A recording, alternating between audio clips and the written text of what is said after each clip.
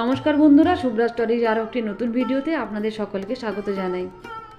আজ হচ্ছে সোমবার, এখন বাজে ভোর 4টে। আমরা দুজনেই চলে এসেছি সূর্যোদয় দেখব বলে। গত কয়েকদিন যে কয়েকদিন আমরা পুরীতে আছি, আমরা প্রতিদিনই সূর্যোদয় দেখতে আসতাম, কিন্তু সেই ভিডিও শেয়ার করা হয়নি, কারণ তারপরেই আমরা স্নান করে চলে যেতাম সাইট সিনগুলো দেখতে, আর সেই ভিডিও শেয়ার করতাম। তো সেই ভিডিওর সঙ্গে যদি এই ভিডিও অ্যাড করতাম তো ভিডিও অনেক বড় হয়ে যেত। ওই জন্য এই ভোরের ভিডিওটা ওই ভিডিওগুলোর সঙ্গে আমি অ্যাড করিনি। আজকে যেহেতু আমরা আর অন্য কোথাও যাব না, সারাদিন পুরীতেই থাকবো, তো ওই জন্য একদম ভোরের থেকে আজকে ভিডিওটা শুরু করেছি। হাঁটতে হাঁটতে এখানে দেখলাম বিশাল বড় একটা কচ্ছপ মরে গেছে, প্রায় 50 কেজির মতো ওজন হবে। গলার কাছটা একদম লাল লাল রক্ত বেরিয়ে গেছে, আর চোখটা একদম বাইরের দিকে বেরিয়ে গেছে। অনেকেই জিজ্ঞাসা করলাম যে কচ্ছপটা কখন মারা গেছে এবং কিভাবে মারা গেছে। তো অনেকেই বললো যে রাত্রেবেলা যে সমস্ত ট্রলারগুলো মাছ ধরতে যায়, সেই ট্রলারের ধাক্কায় নাকি এরকম কচ্ছপ মাঝে মধ্যেই মারা যায়, তারপর জলের ঢেউয়ে কিনারায় এসে পড়ে থাকে। অনেকেই কচ্ছপটার ছবি তুলছে, ভিডিও করছে, ঠিক যেমনভাবে আমিও করেছি। নিশ্চুপ নিশ্চল হয়ে এত বড় কচ্ছপটা সমুদ্রের ধারে পড়ে রয়েছে।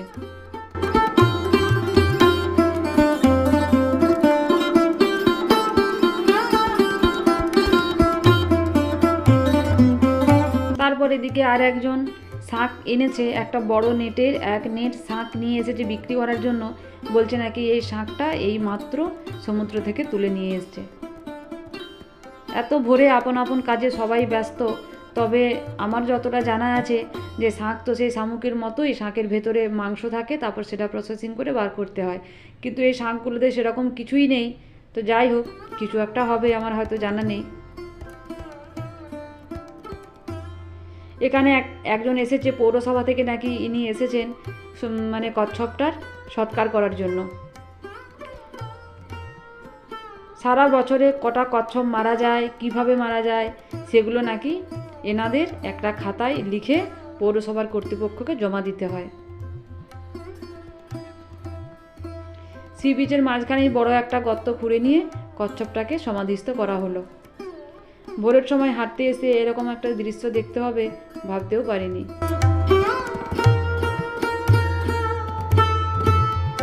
কালকে এমন সময়ও হয়তো কচ্ছপটা জলের মধ্যে বেশ সুন্দর খেলা করে করে ঘুরে বেড়াচ্ছিল, আর আজকে এমন সময় সমুদ্রের ধারে তার সমাধি হয়ে গেল। আমরা দাঁড়িয়ে দাঁড়িয়ে দেখছিলাম, আর সি বিচের ধারে যারা যারা ছিল অনেকেই দাঁড়িয়ে দাঁড়িয়ে দেখছিল। আমরা তো হাঁটছিলাম, আর এখন ভোরের আলো ফুটে গেছে, এখন সকালের আলো ফুটে গেছে, আর আমাদের হাঁটার কিছুক্ষণের মধ্যেই দাদা এলো। এত সকালেও কিন্তু অনেকেই স্নান করতে আরম্ভ করে দিয়েছে, জল ঘাঁটছে, স্নান করছে। প্রচণ্ড ঠান্ডাও আছে, আর তার সঙ্গে প্রচণ্ড ঠান্ডা হাওয়া সি বিচের ধারে। এত ঠান্ডা, এত ঠান্ডা হাওয়া সব কিছু উপেক্ষা করে অনেক মানুষ কিন্তু ভোরের সময় স্নান করতে শুরু করেছে। আর আপন আপন কাজে সবাই মনোনিবেশ করেছে। এত সকালেও কেউ শাঁখ বিক্রি করছে, কেউ ব্যাগ বিক্রি করছে, তারপর উট, ঘোড়া, ফটোগ্রাফার সবাই কিন্তু নিজের নিজের কাজ আরম্ভ করে দিয়েছে। তারপর আরও কিছুক্ষণ পর ছেলে মেয়ে ঘুম ভেঙে গেছে, ছেলে মেয়েরা চলে এসেছে। আমাদের হোটেলটা যেহেতু একদম সি বিচের ধারে ছিল, তাই ওদের আসতে কিছু অসুবিধে হয়নি, ঘুম থেকে উঠেই চলে এসেছে।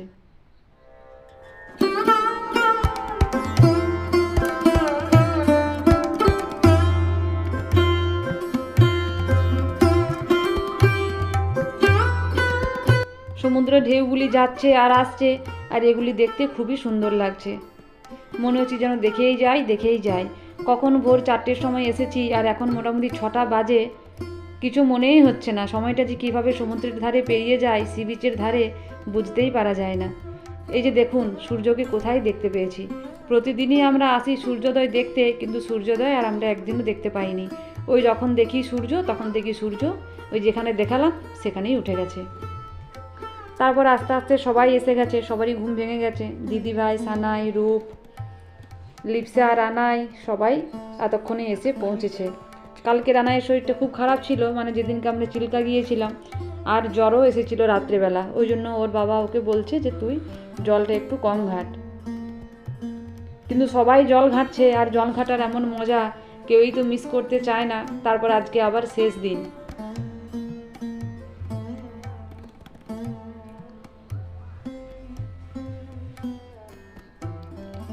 এখন সকালবেলা, তাই সবাই চাইছে জামা প্যান্ট সব মানে রক্ষা করে জল ঘাঁটতে। সবাই আপন আপন জামা প্যান্ট সব যতটা গোটানো যায় গুটিয়ে নিচ্ছে আর কি। কিন্তু ওই গোটানোই যা সার হয়েছে, লাস্ট পর্যন্ত সবারই জামা প্যান্ট সব ভিজে গেছে। সবাই বুঝতে পারছি যে এত সকালে জল ঘাঁটাটা উচিত নয়, কিন্তু কেউই আর জল না ঘেঁটে থাকতে পারছি না।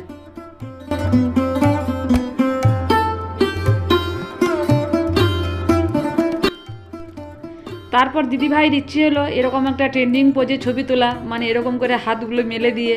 তাই সবাই মিলে হাত মেলে দিয়ে একটা ছবি তুললো। তারপর যেহেতু আমি নিজেকে ভিডিওতে তুলতে পারছিলাম না, সেই জন্য একটুখানি সেলফি ভিডিও করে নিলাম। দিদিভাই প্রথমে ভাবছিল ছবি তুলছি হয়তো, তারপর দেখলো যে ভিডিও করছি, তখন একটুখানি আনন্দের প্রকাশ ঘটালো।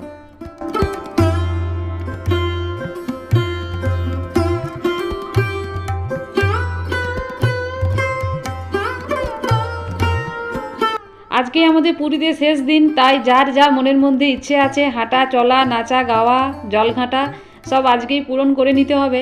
তাই আমাদের ইচ্ছে হলো সকলে মিলে একটুখানি সি বিচের ধারে ধারে হাঁটবো। আর হাঁটতে গিয়ে জামা প্যান্টের যেটুকু মানে শুকনো ছিল সেটুকুও ভিজে গেল। ছেলেকে যদি রোজ পুরীতেই রাখতে পারতাম তো আর যাই হোক, ভোরের সময় ছোটাছুটিটা খুব ভালো হতো। সি বিচের ধারে ধারে বেশ ভালোই ছুটছে, মর্নিং ওয়াকটা বেশ ভালোই হচ্ছে।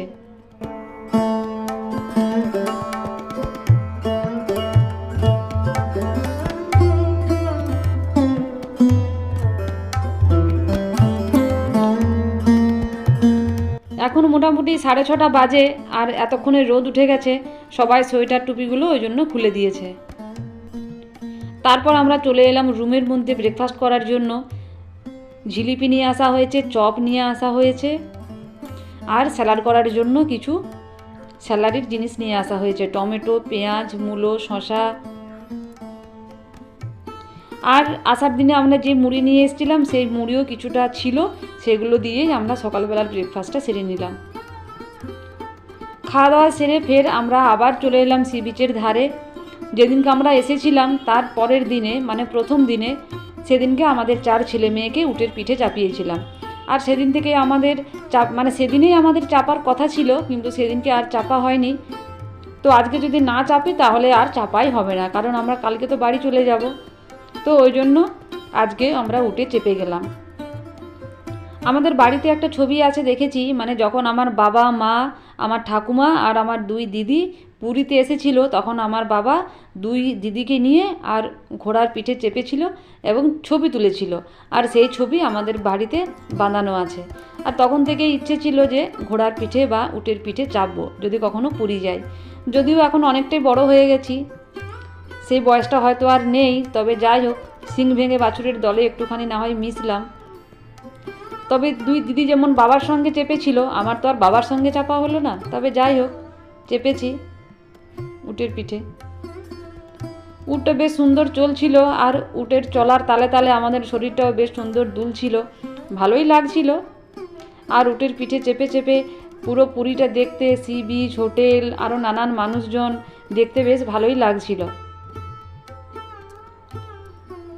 তবে উটের পিঠে যে গদিটা দেওয়া ছিল সেটাতে আমার একবার করে আবার ভয়ও লাগছিল, পাছে পাক খেয়ে না পড়ে যায়।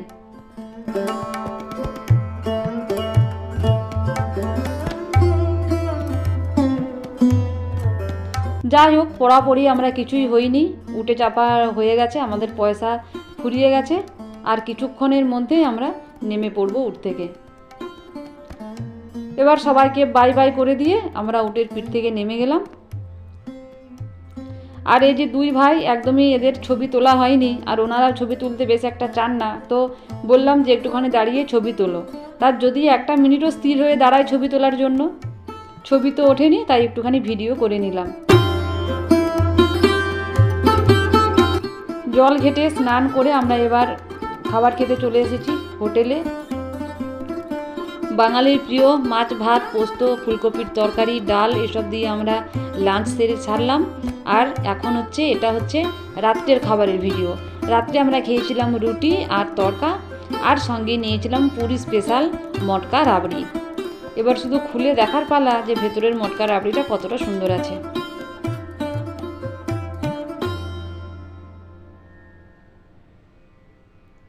আমি ভেবেছিলাম যে ভেতরে হয়তো চাপ হয়ে বসে থাকবে, কিন্তু না, একটু নরম নরমই ছিল। মানে আমরা বাড়িতে যখন চাঁচি বানাই, চাঁচিটা ঘন হয়ে যাওয়ার ঠিক আগের মুহূর্তটা।